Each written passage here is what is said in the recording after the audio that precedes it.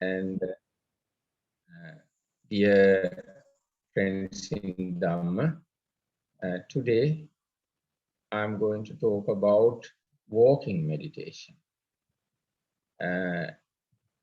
Actually, walking is a very important thing today's Sri Lanka because we don't have petrol and diesel, so we have to walk.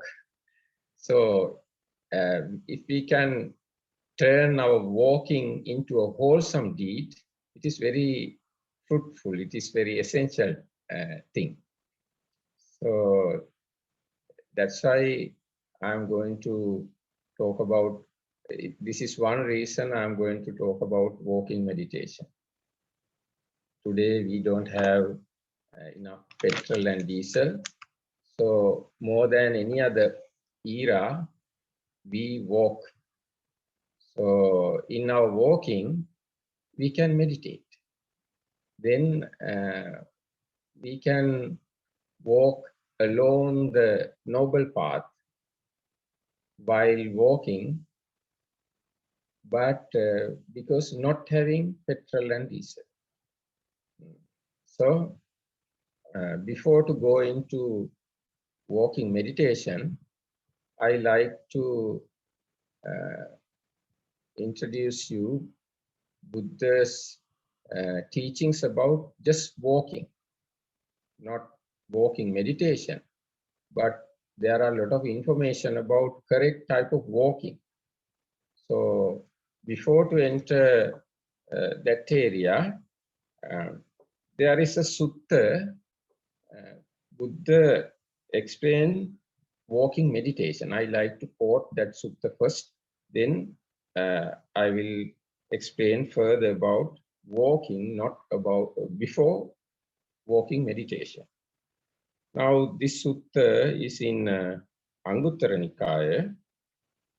So Buddha says, bhikkhus, there are these 5 benefits of walking meditation. What 5? One becomes capable of journeys. One becomes capable of striving. One becomes healthy. What one has eaten, drunk, consumed, and tasted is properly digested.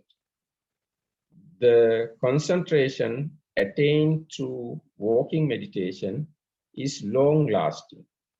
These are the 5 benefits of walking meditation. So Buddha appreciates walking meditation. There are 5 benefits of walking meditation. It is not just healthy to mind, but it is healthy to body also. Because according to this sutta, you find one becomes healthy. If you do walking meditation, you become healthy. And what one has eaten, drunk, consumed, and tasted is properly digested. So it is not only helpful in your spiritual development, but also it is helpful to the physical health.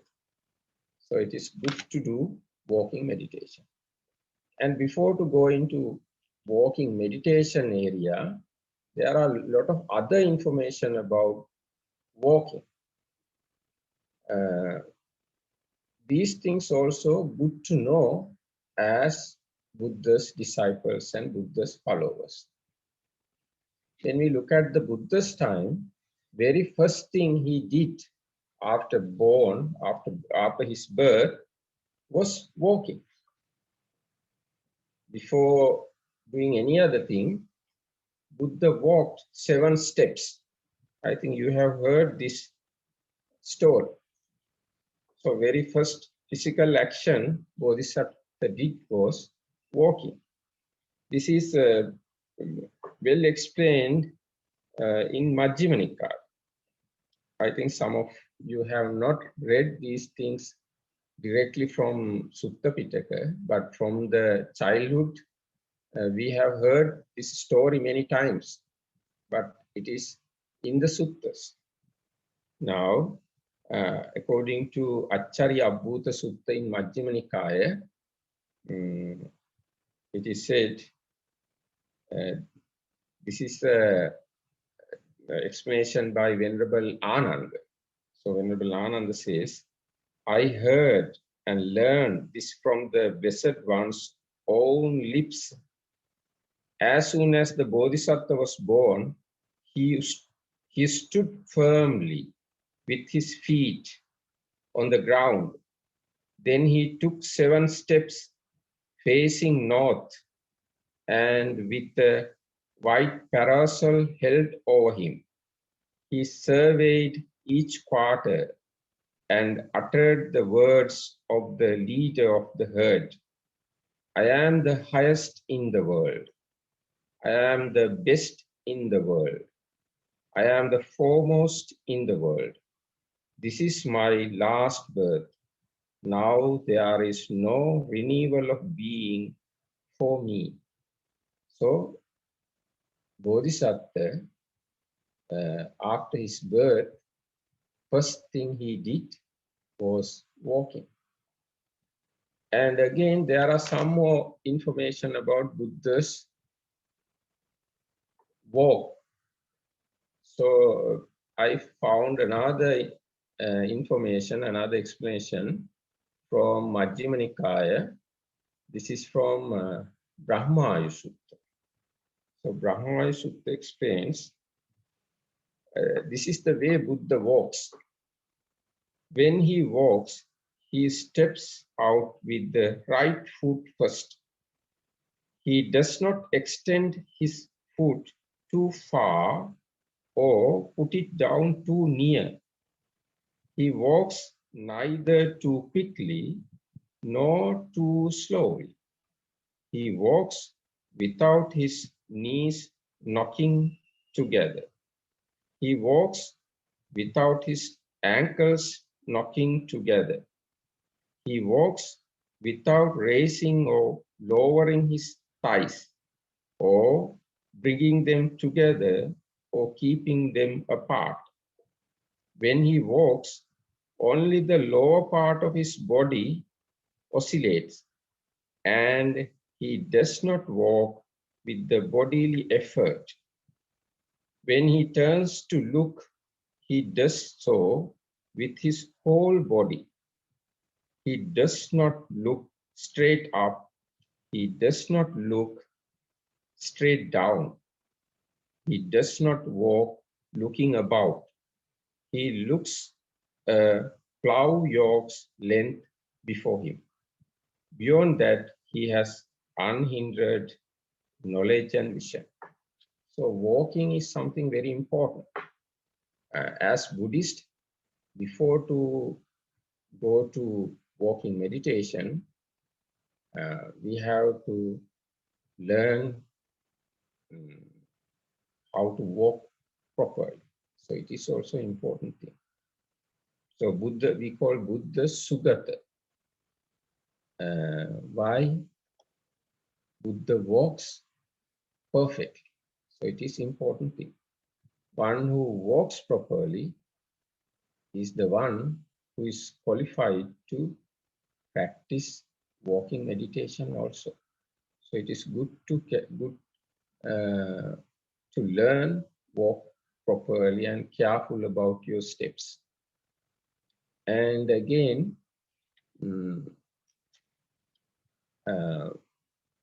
even monks, Buddha has introduced, Buddha has explained, in the life of monks, walking is important. When they meditate, they have to use walking in order to develop their concentration. There is a explanation from Seka Sutta. I found from Seka Sutta how a monk should strive in his meditation sessions. So this is this part from Seka Sutta from Majjhima Nikaya. So here Buddha says, actually this sutta is said by Venerable Anand also. Here Venerable Ananda says, and how is a noble disciple devoted to wakefulness? Here during the day, while walking back and forth and sitting, a noble disciple purifies his mind of obstructive states. In the first watch of the night, while walking back and forth and sitting, he purifies his mind of obstructive states. In the middle watch of the night, he lies down on the right side in the lion's pose, with one foot overlapping the other, mindful and fully aware, after noting in his mind the time for rising. After rising in the third watch of the night, while walking back and forth and sitting, he purifies his mind of obstructive states. That is how a noble disciple is devoted to wakefulness. So in the path of liberation, one good quality we have to practice and develop is wakefulness. So in the wakefulness practice, walking is important thing. Again, I found how Buddha introduced walking meditation path to the bhikkhu's life. These are the information I found regarding walking meditation path. Now, this is from Vinaya Pitaka. This is from Chullavagga Pali.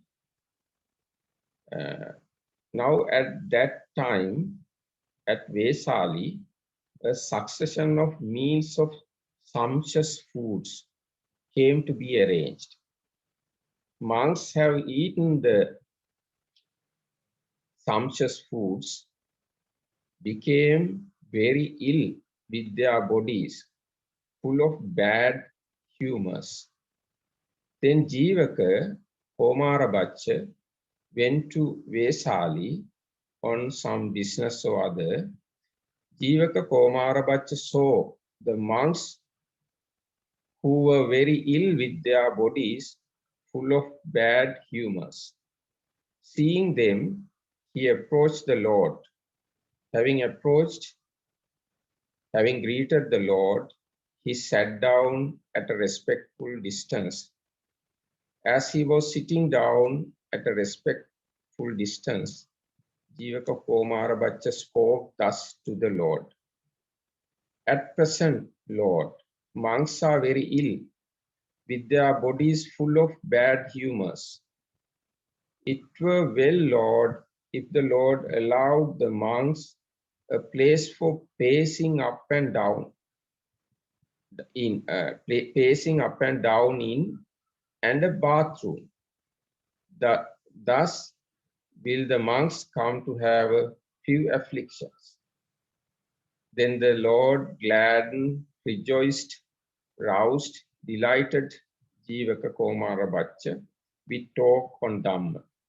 Then Jivaka Komarabhacha gladdened, delighted by the Lord, with talk on Dhamma, rising from his seat, having greeted the Lord, departed, keeping his right side towards him. Then the Lord, on this occasion, in this connection, having given recent talk, addressed the monks, saying, I allow monks a place for pacing up and down in and a bathroom. So this is the original occasion, first occasion, Buddha introduced walking meditation path. Then there are some more addings to walking meditation path. So through that you can understand, although Buddha attained Buddhahood while seated, walking meditation also introduced by the Buddha. Now this is the development of walking meditation path. Now at that time, monks paced up and down in an uneven place for pacing up and down in. their feet become painful. They told this matter to the Lord. He said, I allow you monks to make it level. A place for pacing up and down was low to the ground. It was flooded by water. I allow you monks to make it high to the ground. I allow you monks. Now at that time, monks, as they were pacing up and down in the place for pacing up and down in, fell off. They told this matter to the Lord. He said, I allow monks a railing round the place for pacing up and down in. Now at that time, monks pacing up and down in the open air were bothered by cold and heat. They told this matter to the Lord. He said, I allow monks a hole in the place for pacing up and down in. So this way you can understand how this walking meditation house or the building for walking meditation evolved. So it is from the Buddha's time, walking meditation widely practiced by the monks. And again, I found some more information. Buddha guides us about walking, especially monks. So this is from our monk's rule, Patimokkha. Buddha says, I shall go with downcast eyes into a village. This is a training to be done. And I shall go to swaying, I shall not go swaying my body into a village. This is a training to be done. I shall not go swinging my arms into a village.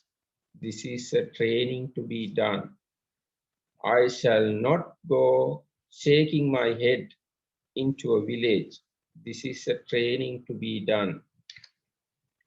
I shall not go walking on toes or heels into a village. This is a training to be done. So you can understand correct walking is how much important in Buddhism. So we as Buddhists, before to go into walking meditation, it's good to careful about our correct walking. Now I like to go directly into walking meditation. Walking meditation first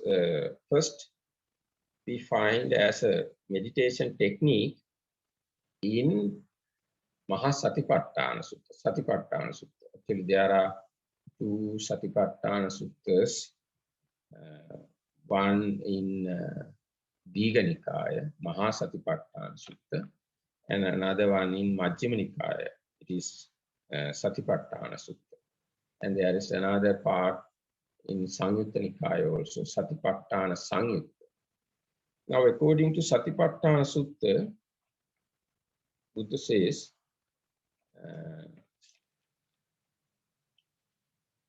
again, bhikkhus, when walking, a bhikkhu understands, I am walking. So this is the place. This is the place I wanted to highlight. In Satipatthana Sutta, Buddha advises us to walk with understanding, with awareness. And again, in Satipatthana Sutta, we find another guidance. Again, bhikkhus, a bhikkhu is one who acts in full awareness when going forward and returning. So this is another part, another area Buddha talk about walking meditation. But when we come to walking meditation, it's something far beyond than normal correct walking. when it is walking meditation, you have to have a lot of other wholesome qualities in your mind. You just walk, but you have to possess wholesome mind. This is the most important thing. Now, uh, this walking is something pertaining to the body. So it is count under Kayanupassana, contemplation of the body. So this is the way Buddha explained Kayanupassana. Here, a bhikkhu abides contemplating the body as a body, ardent, fully aware, and mindful, having put away covetousness and grief for the world. So you have to walk with ardent mind, fully aware and mindful, having put away covetousness and grief for the world. So this is the walking meditation. In that case, you have to have pure mind while you are walking. You can't be lazy at all, and you have to be mindful. You have to pay your complete attention to your walking, and you have to be wise. Again, you can't have any greed or aversion. So if you can walk with that kind of mind, this is called walking meditation. But it is not easy to come at once to such a level, such a situation. You have to come to that level step by step. There is a further, more explanation about walking meditation. This explanation given by Venerable Mahasi Sayadaw. This is the way one has to start walking meditation. So Mahasi Sayadaw, in his book called The Satipatthana Vipassana Meditation, he says, the act of pulling up the body to the standing position in preparation for walking meditation should be carried out slowly. One coming to an erect position, this should be noted. Standing, standing. That way, you have to note it. If he happens to look around, this should be noted, looking, seeing. And on walking, each step should be noted, right step, left step, or walking, walking. In each step, attention should be fixed on the movement from the point of lifting the leg to the point of putting it down. While walking in quick steps or taking a long walk, it should be sufficient that each section of each step should be noted, right step, left step, or walking, walk. So this is the beginning or the start of walking meditation. You have to train yourself to pay attention to your steps. At the very beginning, it is enough to note as left, right, or walking, walking. However, in the case of taking a slow walk, each step may be divided into 3 sections of lifting, pushing forward, putting down. So if you walk slowly, then you can pay more attention and divide the action into 3 segments: lifting, pushing forward, and putting down. In the beginning of the exercise, a note should be made on 2 sections in each step, lifting, lifting. By fixing the attention on the upward movement, of the leg from the beginning to the end and putting. On the downward movement from the beginning to the end. Here, it may be mentioned that at the time of knotting, putting, when the leg is put down in the first step, the other leg happens usually to lift up to begin the next step. This should not be allowed to happen. The next step should begin only after the complete ending of the first step. So this is the Mahasi Sayadaw's explanation about the walking meditation. This is the very beginning of walking meditation. So even in our day-to-day activities, day-to-day walks, we can try to do these things. Instead of thinking unnecessary things, it is good to pay your attention to your steps. From the morning till night, we walk. We have to walk a lot. So if we can note all our steps, we can control our mind using our steps. We can concentrate our mind to our walking posture. So it is very helpful to protect our mind from unnecessary thoughts, unwholesome thoughts. All sort of meditation are helpful us to purify our mind. So this is one of them, walking meditation. You can guard your mind, you can protect your mind by paying your attention to your steps. If you can do it throughout the day, it is really beneficial.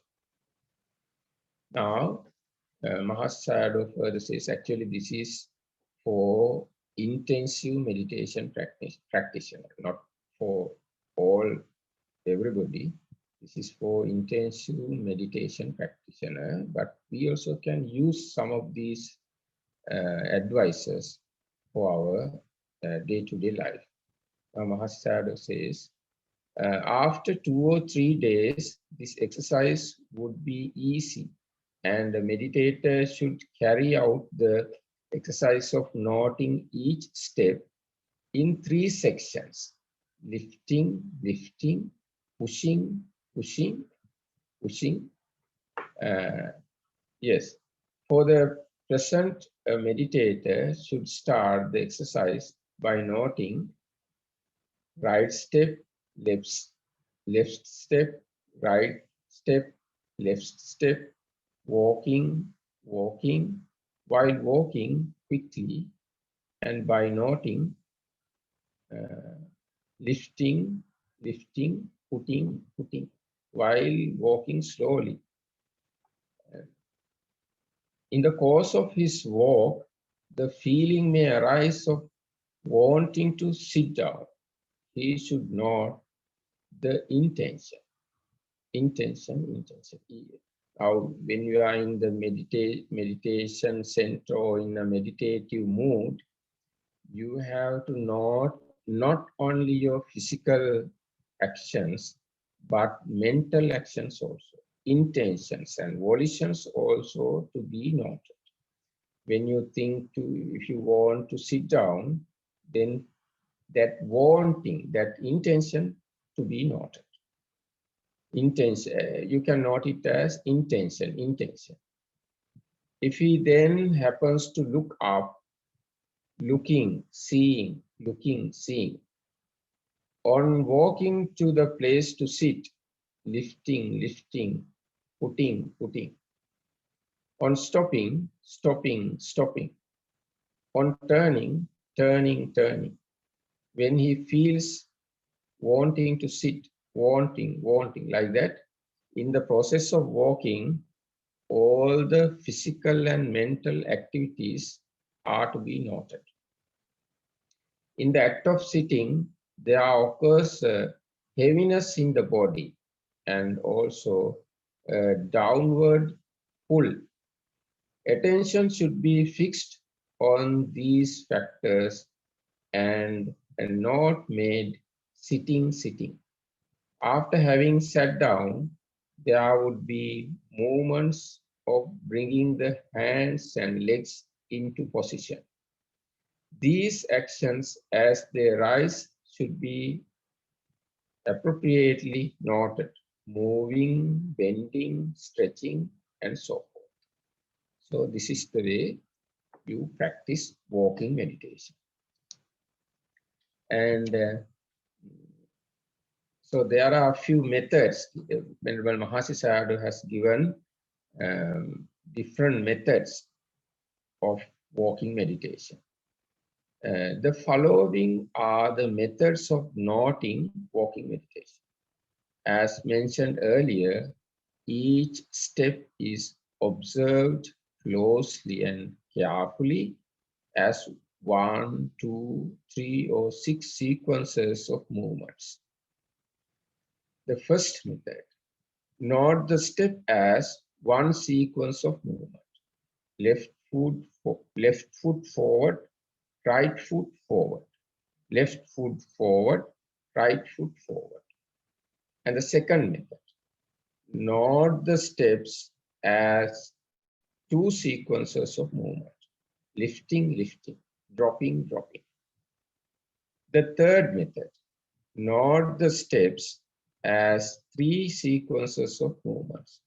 Lifting, lifting, pushing, pushing, dropping, dropping. Of the one foot, and lifting, lifting, pushing, pushing, dropping, dropping of the other foot. In all cases, meditators should direct the mind to be totally aware and not the forward movement of the step and not on the image of the foot. This is important thing. You have to direct the mind to be totally aware and not the forward movement of the step and not on the image of the foot. We need not to imagine anything. Instead of that, we have to experience the movement. What must be realized is the awareness of the element of motion that is going up gradually into the air when lifting the foot. Knowing that it goes up and being aware of it is paramatta, the real thing that is happening at the moment. So paramatta, actually elements are the thing available there as paramatta. In a walk, elements are walking. We can't say elements walking, but the movement or function of elements are there in the walking process. So as meditators, we have to understand elements. So in the process of walking, we can recognize different elements. There are elements relating to mind as well as body. Both elements we have to learn or understand or recognize in the process of walking meditation. So knowing that it goes up and being aware of it is paramatta. The real thing that is happening at the moment, that is mental and body process. The mind knowing the physical lifting and dropping. So this is very important understanding. Mind knowing physical lifting and dropping. When lifting the foot, meditator must attentively note the gradual upward movement of the foot. Then, when the foot is being pushed forward, meditator must be aware of the foot moving forward slowly, and then when dropping the foot, meditator must be aware of the foot falling or dropping down slowly, lower and lower. All these sequences of movement must be keenly observed and watched attentively, so that when the foot is being lifted slowly, inch by inch, meditator will realize that it gets lighter and lighter as it is being lifted. When the foot is being pushed forward, meditator will notice and observe the gradual forward movement. Then when dropping or putting down the foot, meditator will experience the heaviness of the foot descending lower and lower to the floor. When meditator has this awareness in mind, it is the beginning of the insight knowledge. So walking meditation leads to insight knowledge. Lightness is brought up by Tejo, element of warmth, and Vayu, element of motion or movement. So through the observation of the movement of the foot, one can understand elements, Tejo for the heat element, Vayu for the air element. Heaviness is caused by Patavi, element of toughness or hardness, and Apo, element of liquidity. Heaviness means nothing but Patavi and Apo. Lightness means Tejo and Vayu. So there are elements, physical elements or Rupa, and there is the mind which cognize or realize or note or understand the elements. So this is the beginning of insight knowledge. The knowledge or awareness of such mental and physical phenomena is the beginning of gaining penetrative knowledge of the intrinsic nature of mental and body processes as it really is. So I think now you can understand walking meditation is not that much light thing, simple thing. It has very deep meaning. Now, under fourth method, Mahasi Sayadaw explains, observe each step as 6 sequences of movement. Beginning of lift, lifting. Beginning of push, pushing. Beginning to lift, lifting. Beginning to push, pushing. Beginning to drop, dropping. When the foot is being lifted, the heel is lifted first. Only after that are the toes raised and lifted when the leg is lifted. When the foot is being pushed forward, meditator must know that the movement of the foot is going forward and not backward. When dropping the foot, the forward movement is checked a bit, and when the meditator begins to put the foot down, it drops downwards slowly, and finally the foot touches the ground or the floor and the foot is dropped. Another method. Observe each step as 6 sequences of movements. Intending to lift, lifting. Intending to push, pushing. Intending to drop, dropping. While meditating, the meditator must constantly be mindful of mental and physical phenomena at the instant of their arising. Meditator can advance to noting each step as 6 sequences of movement. Lifting, raising, pushing, dropping, touching, pressing. So 6 steps, 6 sequences. When lifting the foot, be aware of the heel lifting itself, not lifting, lifting. The toes will raise themselves upwards, not raising, raising. Next, push your foot forward and not pushing, pushing. After pushing the foot forward, gradually drop it and carefully observe the foot coming down slowly to the floor, not dropping, dropping. As it gradually comes down, know and feel the touching of the foot on the floor or ground, not touching, touching. Finally, in order to lift the other foot, pressure will be exerted on this foot, not pressing, pressing. So you can understand, if we meditate this way, how much attention and mindfulness we can develop through this walking meditation. So walking meditation is not simple meditation technique. It is extremely useful. And if we go further, if we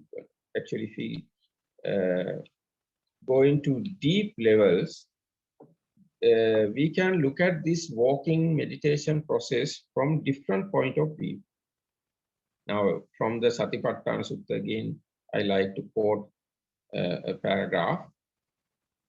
In this way, he abides contemplating the body as a body internal, or he abides contemplating the body as a body external, or he abides contemplating the body as a body with internally and externally, or else he abides contemplating the body, its nature of arising, or he abides contemplating in the body its nature of vanishing, or he abides contemplating in the body its nature of both arising and vanishing, or else mindfulness that there is a body is simply established in him to the extent necessary for their knowledge and mindfulness, and he abides independent, not clinging to anything in the world.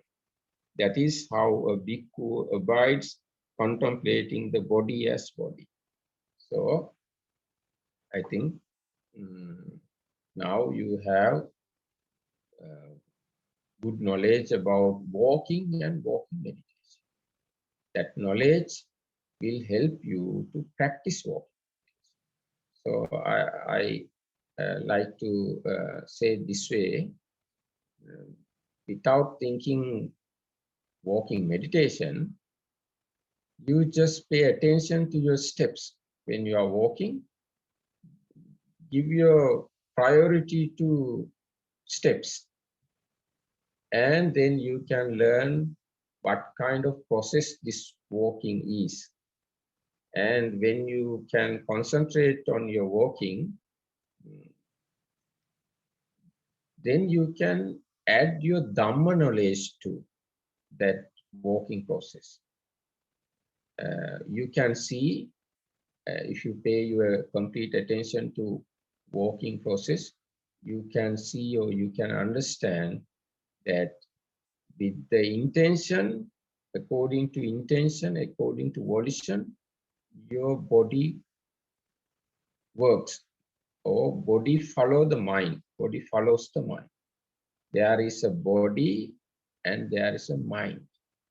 These two we have understood as I, so-called I. Other than the body and mind, there is no anything else as so-called I. So this is one target of meditation: understanding mentality and material. We call it Nama Rupa Paricheda Jnana. That is the wisdom or the knowledge recognizes mind as mind and body as body. But both need each other. Without body, mind can't function. Without mind, body can't function. They are always going together, but they are two. This understanding is called Nama Rupa Paricheda Jnana. And this is the beginning of insight knowledges. So you can use this walking meditation technique to enter into insight knowledges or the Vipassana Jnana. And if you further study of your walking process, as mentioned here by Venerable Mahasayado, there are process of function of elements, earth element, water element, fire element, air element. And there are mental factors also, intentions, feelings, contact, consciousness, like that. There are mental factors. And to note all these things, in order to recognize all these things, you have to have great awareness, the mindfulness. So once you develop your mindfulness and awareness, your mind becomes pure. So the target or the aim of walking meditation is to purify our mind. So I think I have given a lot of information about the walking meditation. The information is one thing, but walking meditation is something practical. You have to practice it, and you yourself can see the benefits of it. So I think I can conclude now, and thank you for listening. May you all attain Nibbana as you wish. May the Triple Gem protect you all. Thank you.